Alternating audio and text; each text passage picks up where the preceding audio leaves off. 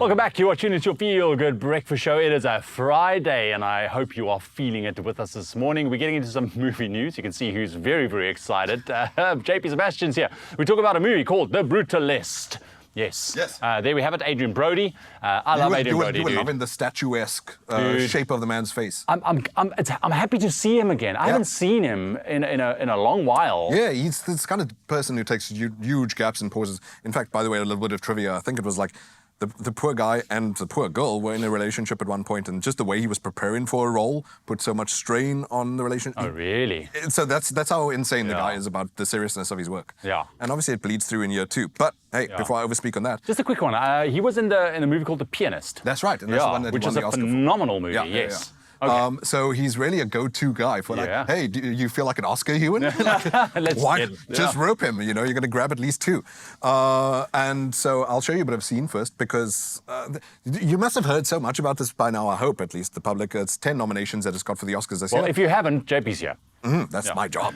And the second job I have is to set up the scene. The scene being is that you've got Adrian Brody, surprise, surprise, and Guy Pearce on the other hand, who is this millionaire American industrialist who gives this opportunity, this possible gift, we don't know if it's the American dream or nightmare, to be an architect on his plot of land, because Adrian Brody is just this refugee who came over from Hungary, and this seems like a golden opportunity. Here comes The Brutalist. It is no coincidence that fate brought us together on the eve of my mother's death. I'm good at reading the signs. Sir, I do not know what the commission entails. We'll talk about the details at home, but you'll be well compensated. And also, you'll be given a place here on the property to live and work. I think that residing here will allow you the time and the space to conceive of it properly. And your family, should they arrive, they're welcome here too. What do you say?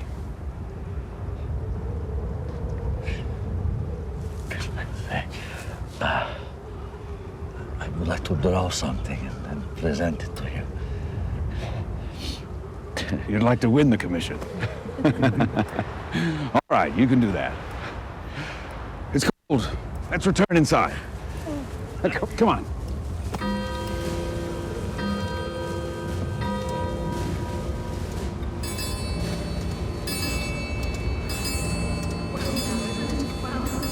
Okay. So it was very quick to see that scene wasn't at all what it appeared to be. It seems that there's something else going on there. Ah, look at you. Yeah, it's pretty cool the way the camera flips at one point while it's like, hey, this, it's just two men on a journey off into the ocean of the unknown and exploration of architecture, this new brutalist form, which, by the way, is a style of architecture. And then behind all that, you've got a bunch of tuxedos and champagne looking expectantly at the refugee. You noticed, by the way, you were very interested in, and you are an in-house professional on the Hungarian accent. I'm just going on what I think my wife sounded like when I met her, because she is Hungarian, and it sounded very much towards the Russian side. So I don't know. It was too small of a clip to make it No, for sure. No, but absolutely. Let's share in this conversation. And why I brought that up is because one of the sort of controversies that this movie, semi-controversy, that it's already running into, is that supposedly they used AI, which JP hates, to slightly correct the accents of both Adrian Brody and Felicity Jones. In future, we might see that is a disqualifying thing in the Oscars. Not this year, though, because, like I said, nominated for 10. Adrian Brody is for Best Actor, Guy Pearce for supporting, Felicity Jones for supporting, Brady Corbet for directing, etc., etc. What more do we want to know? So, immigrant, refugee, I think is the correct term, in post-war Europe. So this is after the Nazis have been defeated. Right. And from this Eastern Europe, that's pretty much fractured and been split apart in its borders, the way, say, for example, Germany was split, etc., etc. So his wife is stuck back home, inverted commas, if you can still call it home, while he has to sort of, it's not like, yay, let's go try America. It's like, I have nothing else. I'm desperate. And for the longest time, as you can see here, it's a lot of misery, and it's a lot of like getting through, the expectation doesn't match the reality. Goes to his brother, it's a cousin, sorry, who has this opportunity for him to hook up with a millionaire who's like, to redesign my library. well, it's his son who wants to surprise him with this gift. The millionaire hates the idea, and at first they fight. Later, really stupidly, the way these people do, that certain breed of human beings, he sees that this new library is adored in fancy magazines, and he wants to go running back to the architect, Adrian Brody's character, and this is where this tenuous relationship ensues, where they decide they're going to build this monumental public hub of a library, a cathedral, and sports center on this rich guy's property. And so interesting stuff starts to seep in and we've seen this in other movies, and you've seen this in life, where the comparatively much less talented rich person starts to become envious of just the natural ability of this refugee. And so there's a power play going on here. I much prefer, and a superior movie is There Will Be Blood, with other Oscar winner Daniel Day-Lewis. And then also I'd recommend Foxcatcher. Both of these are movies, and this as well, movies that are on this precipice in the United States of industrialism tipping over into full-bore capitalism that we see today, and how that violent birth came about. So I will tell you some of my qualms about this movie, and you've got to stop me here, by the way, because I'm just like, I can only hear my own voice in my head at the moment. So I'll give you a minute. Throw down the gavel when I'm done. I'll only talk about the problems, because we've seen enough of the praise. The Rolling Stone magazine, I think, called it the great American movie. Not even the greatest. It's like, the great. Exemplary is the Brutalist. Yeah. And I really do think that it is deeply overhyped. I hate hype so much, but that doesn't make me hate the movie necessarily. Yeah.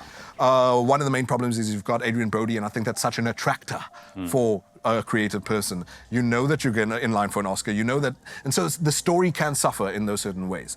Aside from that, it is deeply, very much incurious politically. You have There Will Be Blood, which looks at this clash between the land, the people, the native versus the capitalist sort of like inducement of industrialism, etc. And it shows no curiosity about that whatsoever. It's historically uninteresting. And there's a million other things I could say about it, though, for you, however. But the main thing is I think that these actors will win Oscars, and they are very good at what they do. So here's a scene of that tension seeping in between rich guy versus new guy who is much more talented, but only scratching his way through the dirt to try and make a name for himself. All right, let's take a look. The Brutalist. Thanks, Pete. Ezerbet, pardon me, am I pronouncing that correctly? That's fine. Just fine. Feel free to call me Elizabeth if you prefer it. And your English is impressive. Thank you. I attended university in England. Oh, where? Oxford, to study English. And I returned home for communications. And did you do anything with that? Yes. I wrote for a popular national paper at home. Magyar Nemzet. A journalist. Cultural? Foreign affairs. Well, perhaps you can help your husband sound less like he shines shoes for a wage. Haven't you told them anything about me? Laszlo, how long have you been here now? 4, 5 years? You have no excuse anymore. I'm sorry, I got a little carried away there. Will you please pass that back?